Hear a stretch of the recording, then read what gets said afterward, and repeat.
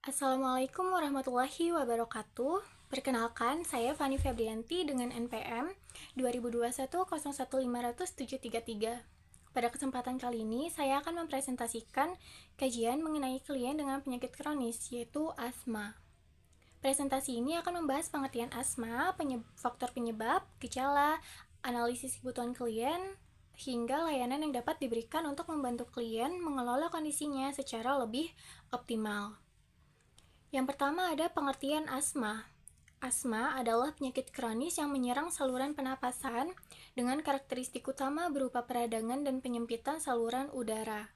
Hal ini menyebabkan penderita mengalami berbagai gejala seperti kesulitan bernapas, mengi itu suara seperti siulan saat bernapas, batuk yang sering terjadi terutama di malam hari, serta rasa berat atau sesak di dada. Asma digolongkan sebagai penyakit kambuhan, yang artinya gejala ini dapat muncul secara tiba-tiba ketika penderita terpapar oleh faktor pemicu tertentu, seperti alergen, infeksi, aktivitas fisik berat, atau bahkan stres. Penyakit ini dapat terjadi pada semua kelompok usia, namun pada lansia seperti klien dalam kasus ini, pengelolaannya menjadi lebih kompleks karena adanya penurunan fungsi tubuh akibat proses penuaan. Meskipun asma tidak dapat disembuhkan secara total, dengan pengelolaan yang tepat, penderita dapat menjalani hidup dengan kualitas yang baik. Pendekatan pengelolaan asma melibatkan kombinasi perubahan gaya hidup, penghindaran pemicu, penggunaan obat-obatan, dan pemeriksaan kesehatan secara berkala. Namun sayangnya, masih banyak penderita termasuk klien dalam kasus ini yang menolak pemeriksaan medis karena berbagai alasan, seperti rasa takut atau cemas terhadap hasilnya. Oleh karena itu, edukasi menjadi kunci untuk membantu penderita memahami pentingnya pengelolaan asma yang komprehensif, terutama di usia lanjut. Lalu, selanjutnya ada faktor penyebab asma. Asma tidak terjadi begitu saja, melainkan disebabkan oleh berbagai faktor yang saling berinteraksi. Faktor yang pertama adalah lingkungan, seperti paparan polusi udara, asap rokok, atau bahan kimia tertentu.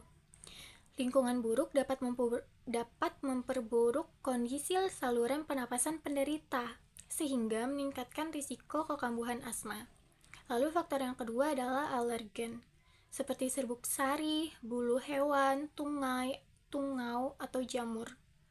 Pada penderita yang sensitif, kontak dengan alergen ini seringkali memicu serangan asma yang mendadak.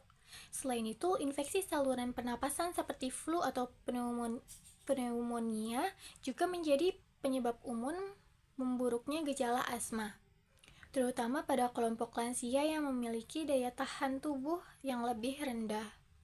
Faktor berikutnya adalah kondisi fisik, misalnya aktivitas berat yang memicu sesak napas pada penderita asma. Yang terakhir ada faktor psikologis seperti stres atau kecemasan juga dapat memperburuk gejala asma.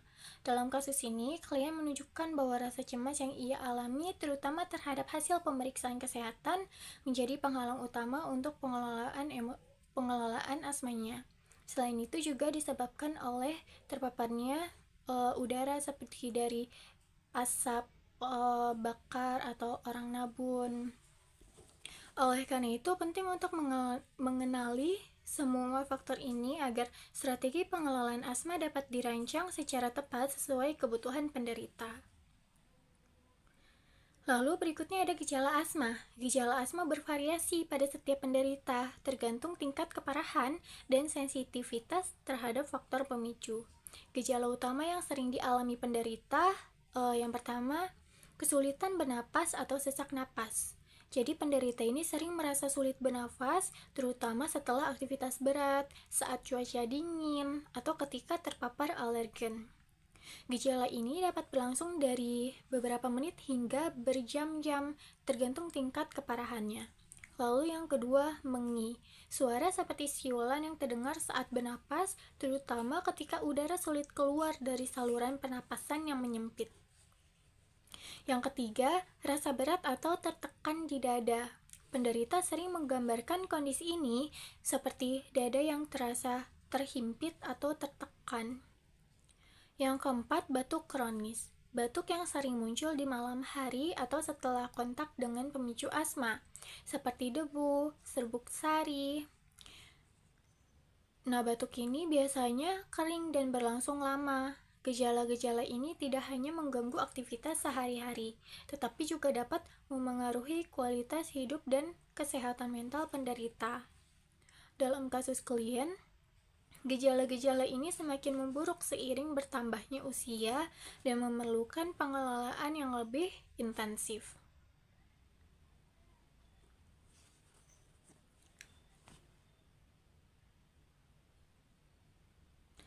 Selanjutnya ada deskripsi karakteristik klien. Klien merupakan seorang laki-laki berusia 66 tahun yang sudah tidak bekerja saat ini. Sejak kecil, ia telah menderita asma meskipun tidak ada riwayat keluarga dengan penyakit yang sama. Saat ini, klien menjalani gaya hidup sehat dengan rutin berolahraga ringan setiap hari dan mengonsumsi makanan bergizi untuk menjaga kesehatan tubuhnya. Sayangnya, ia menolak untuk melakukan medical check-up karena khawatir hasil pemeriksaannya justru akan memicu kecemasan yang dapat memperburuk kondisi asmanya. Kondisi psikologis ini menjadi hambatan utama dalam pengelolaan asma klien, karena tanpa pemeriksaan medis, tingkat keparahan penyakitnya tidak dapat diidentifikasi secara akurat. Meski demikian, klien memiliki kelebihan berupa disiplin tinggi dalam menjaga gaya hidup sehat yang menjadi peluang besar untuk mendukung pengelolaan asmanya. Dengan pendekatan yang tepat, klien dapat dibantu untuk mengatasi rasa cemasnya dan mulai mempertimbangkan langkah-langkah perawatan medis secara bertahap. Selanjutnya ada hambatan dan peluang klien. Klien menghadapi hambatan berupa penolakan terhadap pemeriksaan medis yang didasarkan pada rasa cemas bahwa hasilnya akan memicu stres berlebihan. Hambatan lainnya adalah keterbatasan usia yang membuat fungsi tubuh menurun secara alami dan memperlambat proses pemulihan. Namun, klien memiliki beberapa peluang penting yang dapat dimanfaatkan, seperti gaya hidup sehat yang sudah dijalani dengan konsisten, dukungan penuh dari keluarga yang peduli, serta peluang untuk mencoba pendekatan medis bertahap yang lebih nyaman baginya. Klien juga dapat memanfaatkan teknik relaksasi untuk mengelola kecemasannya sehingga mampu menghadapi pengelolaan asma dengan lebih baik. Berikutnya ada analisis kebutuhan klien. Berdasarkan observasi dan informasi yang diperoleh, klien memiliki beberapa kebutuhan utama yang harus dipenuhi untuk mendukung pengelolaan asmanya secara efektif. Kebutuhan pertama adalah edukasi kesehatan yang komprehensif. Klien perlu memahami pentingnya pemeriksaan medis secara berkala, terutama di usia lanjut, untuk mendeteksi tingkat keparahan asma dan mencegah komplikasi lebih lanjut. Namun, edukasi ini harus dilakukan secara bertahap dan dengan pendekatan yang empati, mengingat klien memiliki kecemasan yang cukup tinggi terhadap hasil medical check-up-nya. Penjelasan yang jelas dan sederhana mengenai manfaat pemeriksaan dapat membantu klien memahami bahwa tindakan tersebut dilakukan demi menjaga kualitas hidupnya, bukan untuk menambah beban pikiran. Kebutuhan yang kedua adalah strategi manajemen stres. Mengingat kecemasan klien menjadi hambatan utama dalam pengelolaan asmanya, sangat penting untuk mengenalkan teknik-teknik yang dapat membantu klien mengelola rasa khawatir.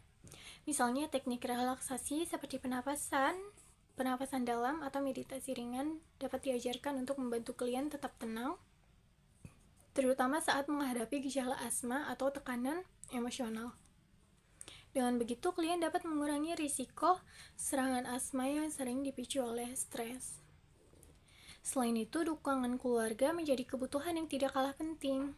Anak-anak klien yang sudah peduli terhadap kesehatannya perlu diberikan edukasi tentang cara mendukung klien secara emosional tanpa memberikan tekanan berlebihan. Pendampingan keluarga yang lembut dan penuh pengertian dapat menciptakan lingkungan yang nyaman, sehingga klien merasa didukung dan tidak tertekan untuk mengambil langkah-langkah perawatan medis.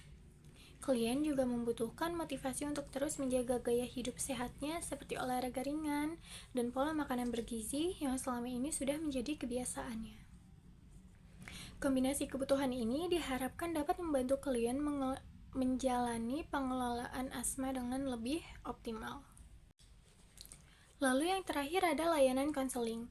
Layanan konseling yang diberikan kepada klien melibatkan pendekatan individual yang dirancang untuk mengatasi hambatan psikologisnya, serta pelatihan teknik relaksasi untuk mendukung manajemen stres.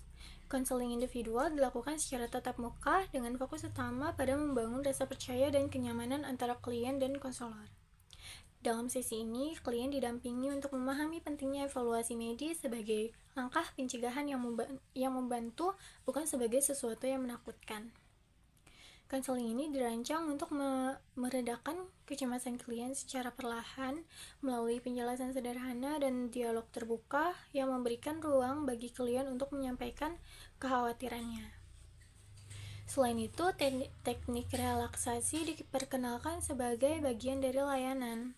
Teknik ini meliputi pernapasan dalam yang teratur dan meditasi ringan yang dirancang untuk membantu klien mengelola rasa cemas, terutama saat menghadapi situasi yang membuatnya stres. Pelatihan dilakukan secara bertahap dengan panduan langkah demi langkah agar klien merasa nyaman dan mampu mempraktikkannya sendiri di rumahnya. Teknik relaksasi ini tidak hanya membantu mengurangi kecemasan, tetapi juga berfungsi sebagai cara untuk mencegah serangan asma yang seringkali dipicu oleh tekanan emosional. Pendekatan keluarga juga menjadi bagian penting dalam layanan konseling. Edukasi diberikan kepada salah satu anak klien tentang cara mendukung ayahnya dengan lebih baik, seperti berbicara dengan nada yang menenangkan dan memberikan motivasi tanpa menekan. Dalam layanan ini, anak klien diajak untuk menciptakan lingkungan yang kondusif sehingga klien merasa diterima dan tidak merasa terpaksa dalam menjalani langkah-langkah perawatan medis. Pendekatan ini juga bertujuan untuk meningkatkan komunikasi antara klien dan keluarganya sehingga dukungan emosional dapat diberikan secara lebih efektif. Dengan layanan konseling ini, klien diharapkan mampu mengatasi rasa cemasnya secara bertahap, memahami pentingnya evaluasi medis, dan mempraktikkan teknik manajemen stres dalam kehidupan sehari-hari. Dukungan yang terintegrasi dari konselor dan keluarga akan membantu klien menjalani pengelolaan asma dengan lebih baik, meningkatkan kualitas hidup, dan mencegah kondisi kesehatannya memburuk. Kesimpulan dari materi ini yaitu asma merupakan penyakit kronis yang membutuhkan pengelolaan komprehensif untuk meningkatkan kualitas hidup penderita, terutama di usia lanjut. Dukungan dari keluarga, edukasi yang memadai, serta strategi manajemen stres sangat penting untuk membantu klien mengatasi tantangan kesehatannya. Demikian yang dapat saya sampaikan. Apabila terdapat kekurangan atau kesalahan dalam materi ataupun penyampaian, mohon dimaafkan. Terima kasih atas perhatian dan waktunya. Wassalamualaikum warahmatullahi wabarakatuh.